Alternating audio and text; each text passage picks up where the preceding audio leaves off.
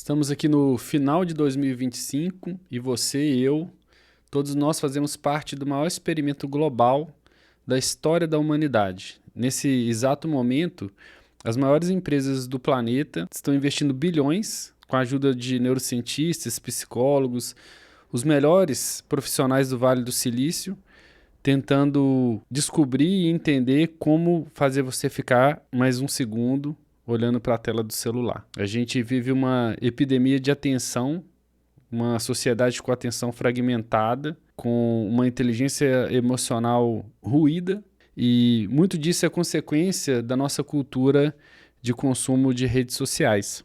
Existem muitos vídeos falando sobre vício em redes sociais por aí, mas eu vou trazer uma visão diferente porque eu sou de dentro da indústria.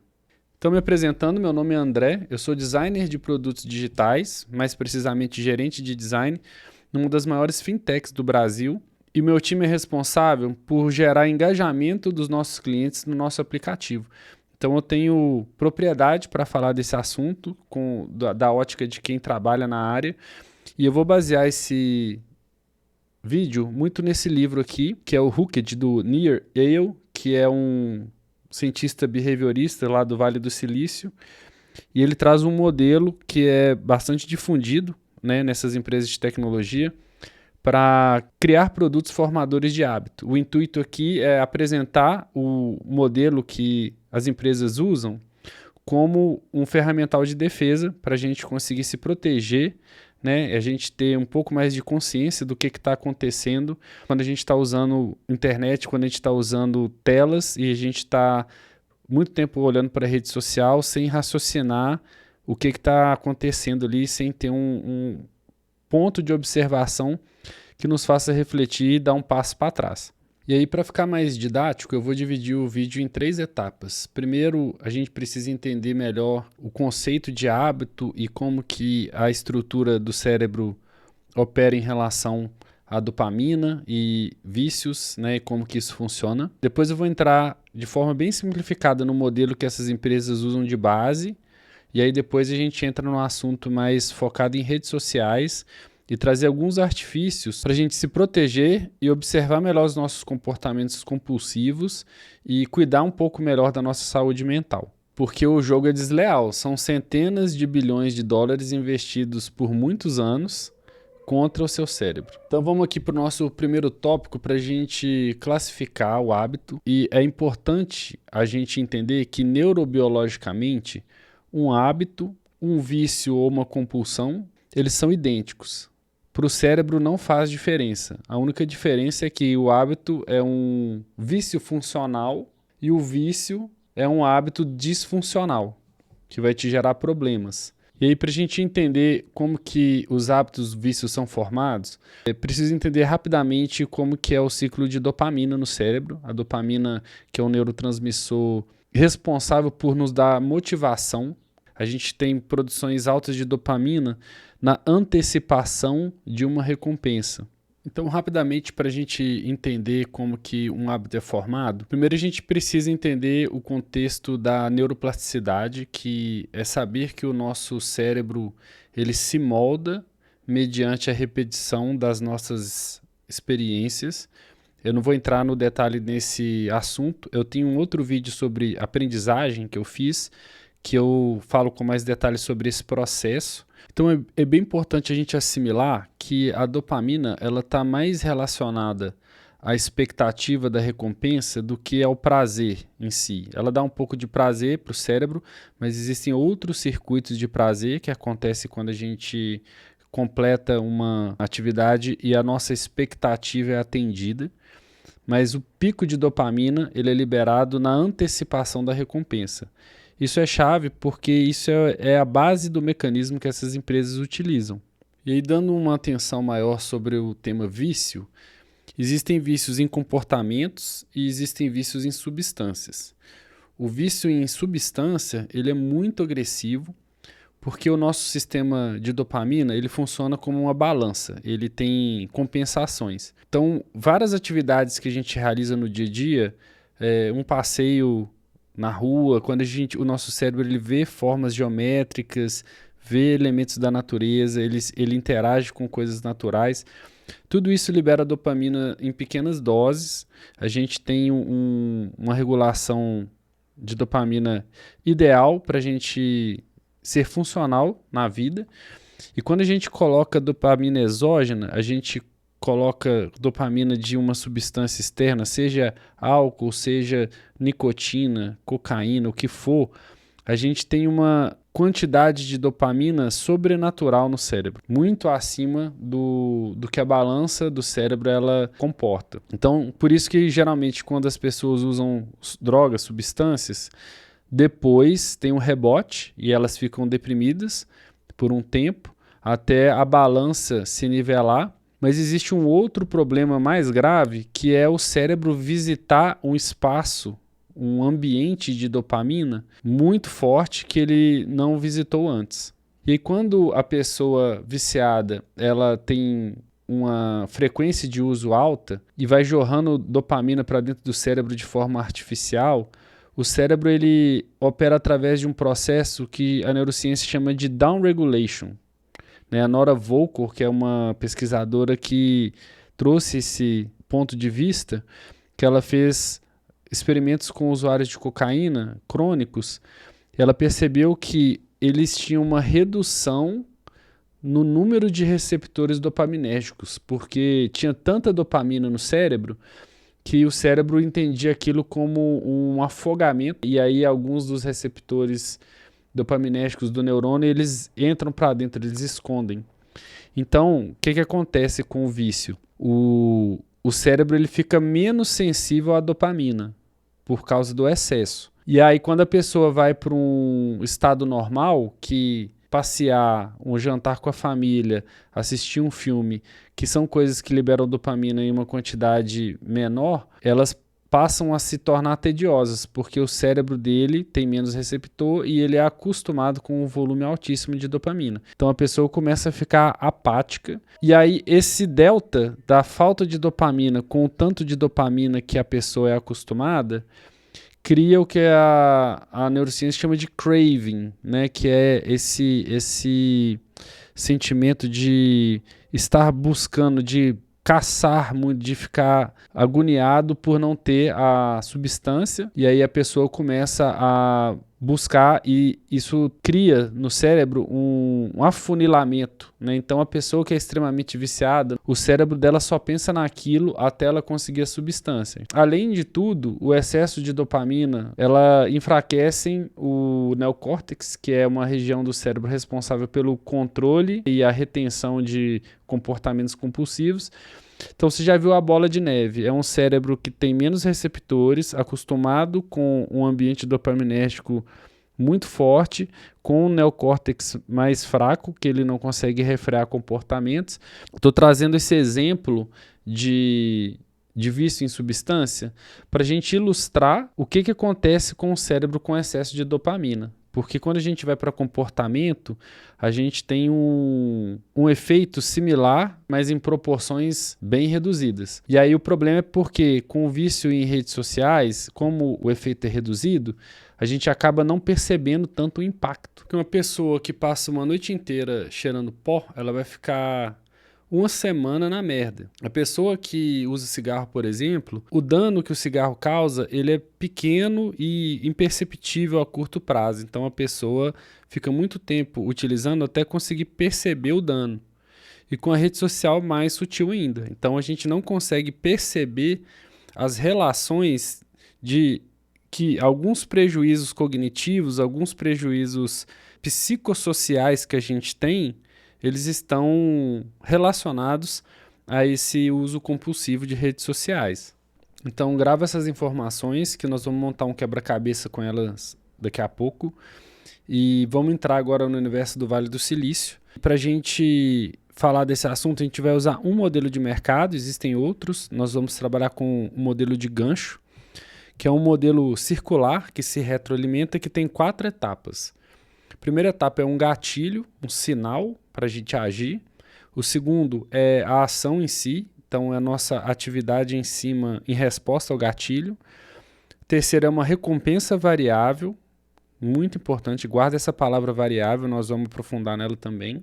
E por último, o investimento. Então vamos passar pelos 4 passos do gancho para a gente entender como é que funciona. Então gatilhos, existem 2 tipos de gatilhos. Gatilhos externos, que são todos os sinais visuais, auditivos que essas empresas, desde a publicidade, né, utilizam para fazer com que a gente tome uma ação. Então, imagens de outdoor, quando você tem um produto físico, uma máquina de refrigerante, e tem ali uma imagem de uma Coca-Cola gelada, suando ali, isso é um gatilho visual para te fazer querer pegar uma lata de Coca. Todas as notificações do celular, quando o iFood sabe que está chegando perto de meio-dia ali, ele te manda uma notificação, às vezes ele já até sabe mais ou menos o que você costuma pedir nesse horário e já te manda uma notificação sugerindo uma coisa que ele sabe que você gosta para te trazer para dentro do aplicativo. Isso são gatilhos externos. Os gatilhos internos, eles são vinculados às nossas emoções. E aí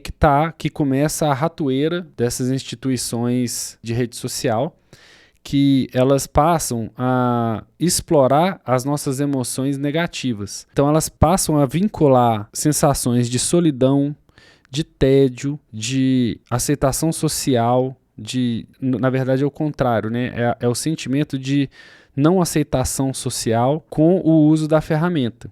Então, às vezes, quando você sente tédio, você vai para o Instagram. Eu tenho uma tendência de quando eu sinto dificuldade numa atividade e eu tenho uma sensação de incapacidade, eu tenho uma compulsão de fugir para uma rede social para receber essa dopamina barata. E aí depois do gatilho vem a ação. Para falar de ação, eu vou usar um modelo de um doutor chamado B.J. Fogg, que o cara é diretor do Laboratório de Tecnologias Persuasivas de Stanford. Olha o cargo do cidadão. E ele desenvolve uma equação, um modelo de como que funciona o processo de ação no ser humano, que ele diz que o comportamento é igual à motivação mais a habilidade mais o gatilho. E através das pesquisas dele, o P.J. Fogg, ele chegou no que ele chama de motivadores globais, que são todo ser humano, ou ele está buscando prazer ou fugindo da dor, ou ele está buscando esperança e fugindo do medo, ou ele está buscando aceitação social e fugindo da rejeição. Todos esses motivadores globais, eles são evolutivos. Eles foram importantes para o ser humano sobreviver até hoje. Então, ele é muito entranhado na nossa psique, no nosso comportamento intuitivo e é um reflexo atávico. Então, ele é muito forte, muito difícil da gente combater esses motivadores globais. Além disso, ele diz que a ação, para ela ser um produto ser formador de hábito, agir tem que ser mais fácil do que pensar. E aí a gente entra num conceito do design de produtos, da UX design, que é a usabilidade. Usabilidade é a facilidade de uso, né? Então, o meu trabalho, ele se consiste em eu ter que levar o cliente ou o usuário a realizar uma ação X ou Y, e eu tenho que entender todo o processo cognitivo dessa ação, todos os passos necessários que ele tem que tomar, e eu tenho que tentar reduzir ao máximo o número de passos, o número de tomadas de decisão, para que essa ação seja facilitada.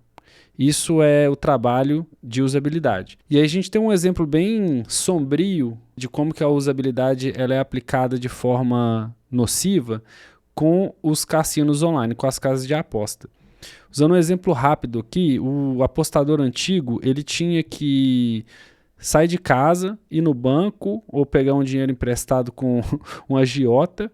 Ele tinha que ir ou numa corrida de cavalo, ele tinha que ir no jogo do bicho, ele tinha que lidar com uma pessoa que provavelmente ele sabia que era perigosa. Todas essas questões são barreiras que evitavam uma pessoa ter um comportamento compulsivo em relação a jogos de azar. Claro que tem pessoas que atropelam as barreiras e boa. Mas quando a gente fala de cassino online, olha o tanto que o processo de apostar de forma compulsiva ele foi facilitado. A pessoa está com o celular no bolso, dependendo da instituição ela consegue um empréstimo sem garantia, uma pessoa sem renda comprovada, ela logo ali, ela toma uma vibração no bolso, então ela tem o gatilho, o telefone vibra, ela abre e ela já está apostando num ambiente cheio de estímulos auditivos e visuais que são estimuladores de dopamina, e ela ainda é estimulada a apostar com o dinheiro de mentira. Além disso, nos apostadores antigos ainda existia uma visualização concreta do resultado daquela aposta. Na corrida de cavalo você sabia, você viu que o cavalo ganhou, podia ter sido até roubado, mas você viu o que aconteceu. Quando a gente está falando de cassino online, o resultado ele é o resultado de um algoritmo que o usuário não sabe nem como que funciona. Então a chance ele é arbitrária. E, enfim, fechando o modelo do Fogg, então o comportamento ele vem da motivação, dessa busca ou fuga, que são os motivadores globais, mas a facilitação do uso e o gatilho, que é o que a gente falou no item anterior. E aí a gente entra no terceiro item do ciclo do modelo de gancho, que é a recompensa variável. E aí os pesquisadores eles mapeiam 3 tipos de recompensa base que nós temos também, que é a recompensa da tribo, a recompensa da caça e a recompensa do ego. A da tribo ela tem relação com a aceitação social, né? A gente ser bem visto, a gente construir reputação.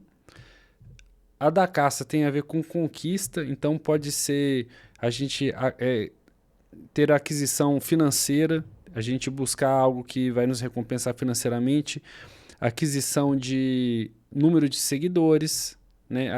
Qualquer coisa que a gente tem uma percepção de progresso e de valor, está atribuída a recompensa da caça, e a gente tem a recompensa do ego, que ela tem uma relação com habilidades. Então, o fato da gente conseguir realizar coisas que a gente não conseguia, isso traz para a gente um senso de satisfação.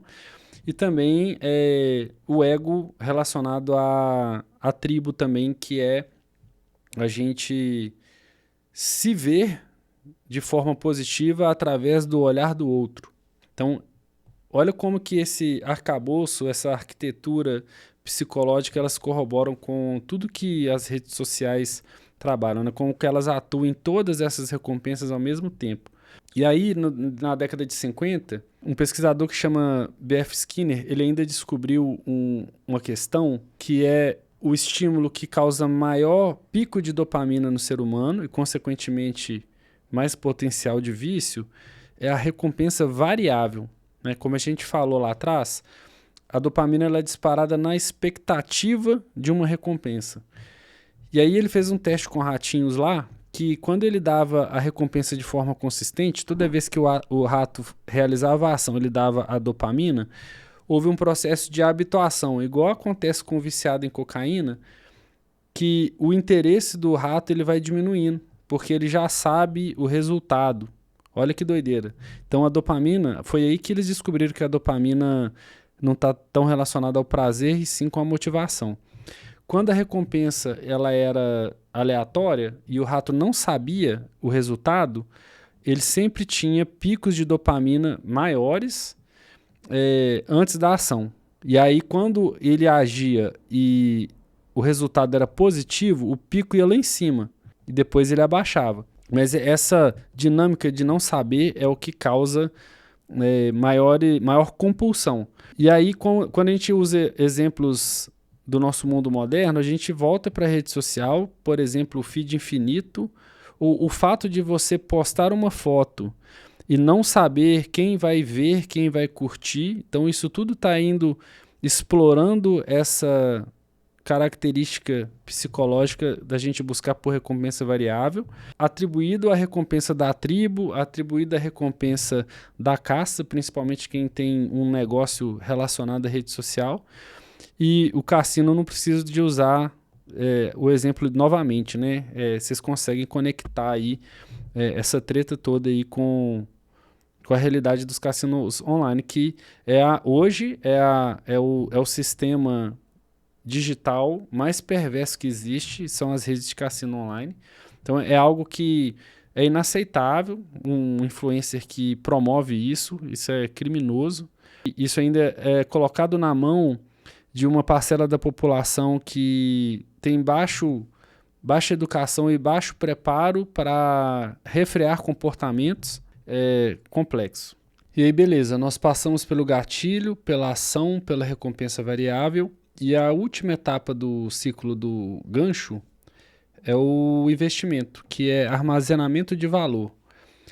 Qualquer sistema digital, isso é o investimento que a gente faz para inserir algum tipo de conteúdo ou conquistar algum ativo ou habilidade em relação àquilo. Seja num software gráfico, por exemplo, de design, o tempo investido para aprender a ferramenta é contado como investimento.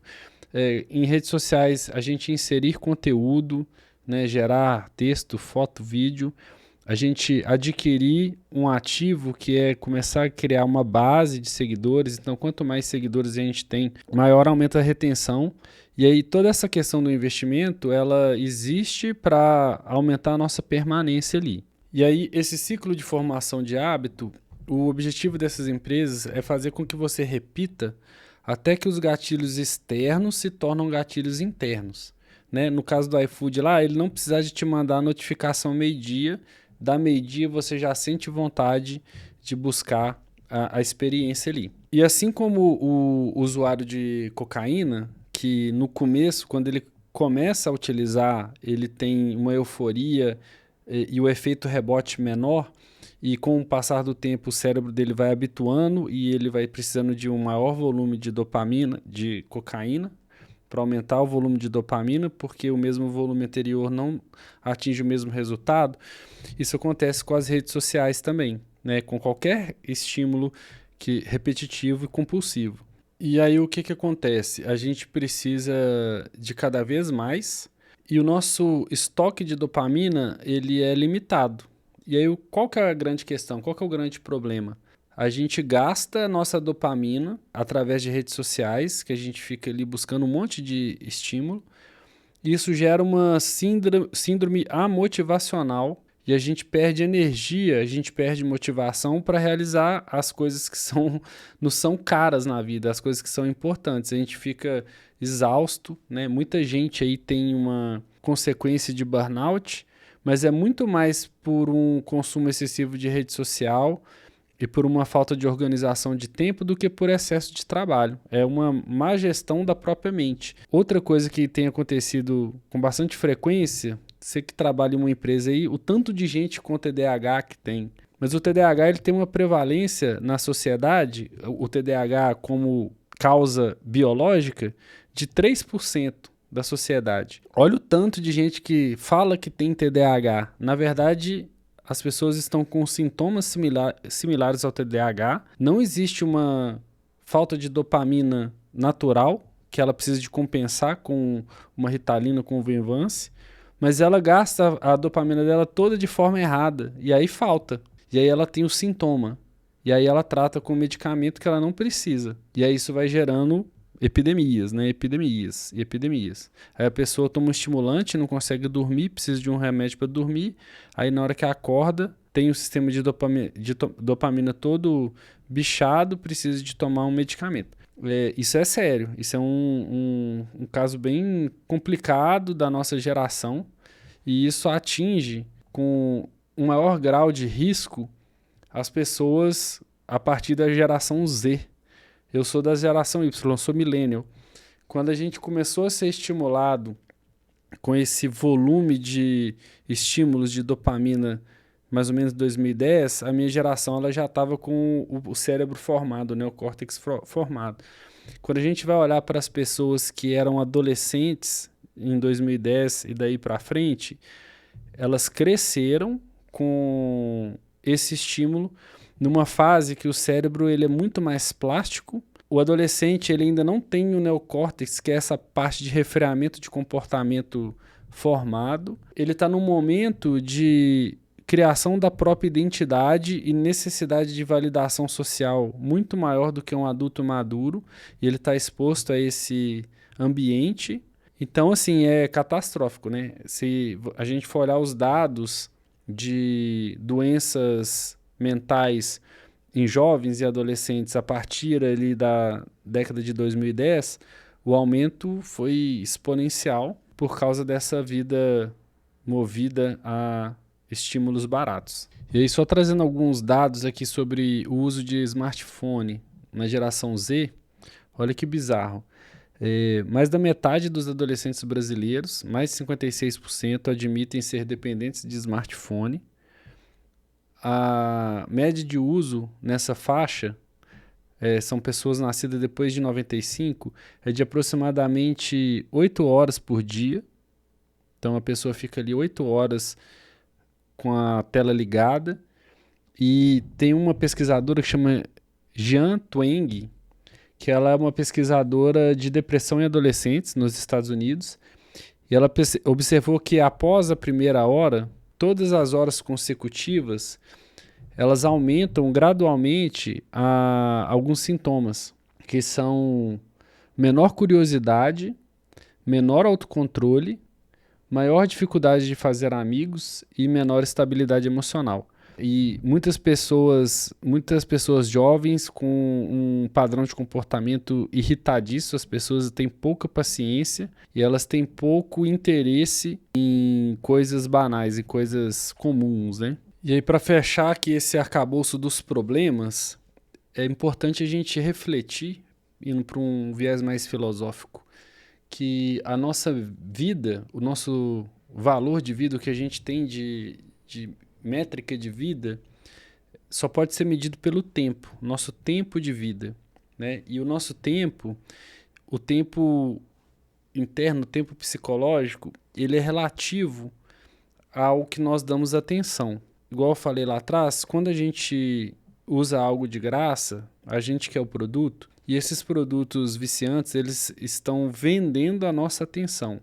Então, a gente está doando, você está doando o seu tempo de vida para outra empresa, para um anunciante, converter isso em dinheiro, né? Então, é uma troca de energia de vida por energia monetária. E isso está acontecendo em escala global, de uma forma sem precedentes. Por isso que hoje nós temos uma concentração de renda tão grande nessas empresas de tecnologia, porque elas estão drenando a energia vital da humanidade através dessa hipnose digital, né? E aí a gente entra agora em alguns métodos, algumas coisas que a gente pode fazer para se proteger disso, baseado em estudos de neurociência. E estudos de neuroimagem mostraram que o uso excessivo de rede social ele age nas mesmas áreas do cérebro que essas substâncias viciantes e pode causar até abstinência.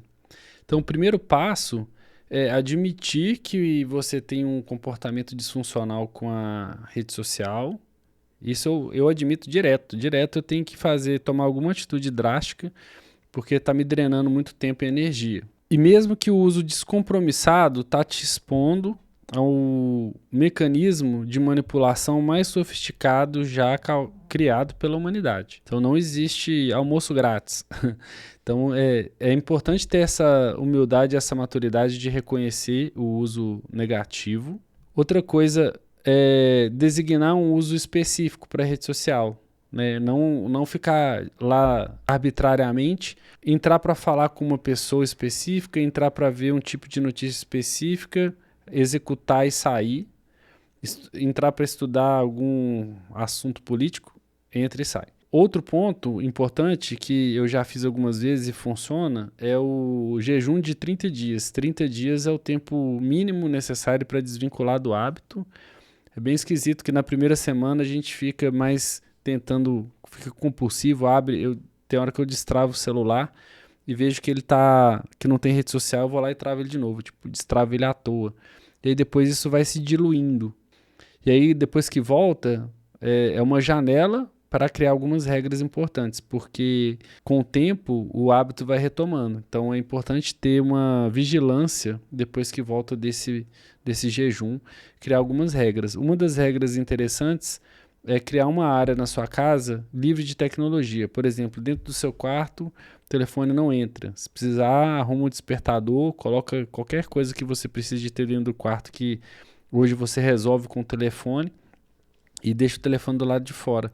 Isso cria um espaço saudável, né, para lidar com essa questão de excesso de tecnologia. E por último, fazer isso que eu estou fazendo aqui agora, que é criação ativa é maior do que consumo passivo. O consumo passivo na rede social, ele é dissociativo. A gente perde a noção do tempo e a gente não retém memória. Olha que loucura. Você fica meia hora ali mexendo no Instagram, 2 horas depois você não lembra nem do que você viu. Você entra para ficar 10 minutos, fica 40. Então, trocar essa dinâmica de consumo passivo por criação ativa. O ato de criar, ele energiza. O ato de consumir passivamente, ele desenergiza, ele drena. Então, trocar essa lógica aí é bem favorável e colocar aí, né, sua expressão no mundo, seu conhecimento também, dividir sua ótica, seu prisma, seu ponto de vista, isso é bom. Então, esses são os benefícios que foram mensurados com esses cuidados que a gente pode ter com a rede social. Se tornar uma pessoa mais criativa, conseguir focar profundamente, isso é importante demais, eu falo disso em todos os meus vídeos aqui. Ter relacionamentos mais significativos, conseguir realizar mais coisas e ser feliz com menos estímulos. Todas essas coisas, elas são componentes de um aspecto que é a qualidade de vida, né? Se a gente começar a liberar toda a nossa energia de forma não ponderada, não organizada, para tudo que chama a nossa atenção, a gente começa a definhar por dentro. Então, fechando o vídeo aqui, a gente passou pela estrutura do hábito e do vício, a gente passou pelo modelo de gancho, como que as empresas usam essa arquitetura psicológica para causar vício, causar dano. Claro que tem empresas que usam isso de forma positiva. Tem produtos que ajudam pessoas a parar de fumar, tem produtos que ajudam pessoas a realizar coisas importantes, que ajudam pessoas a treinar melhor.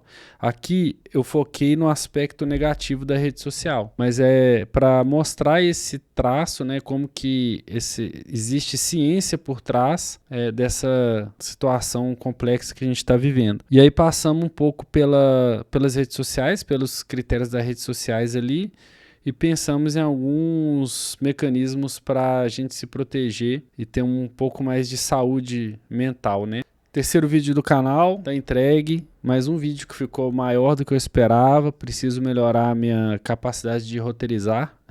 Próximo vídeo, a meta é 20 minutos. Obrigado por você que ficou até aqui. Assunto longo de novo, assunto denso. Principalmente aí quem tem filho, quem tem algum jovem perto. É um assunto extremamente importante de se aprofundar, de compreender as nuances disso. Se chegou até aqui, dá uma sinalizada aí, comenta, curte, manda um alô, manda uma crítica e obrigado pela atenção e tamo junto.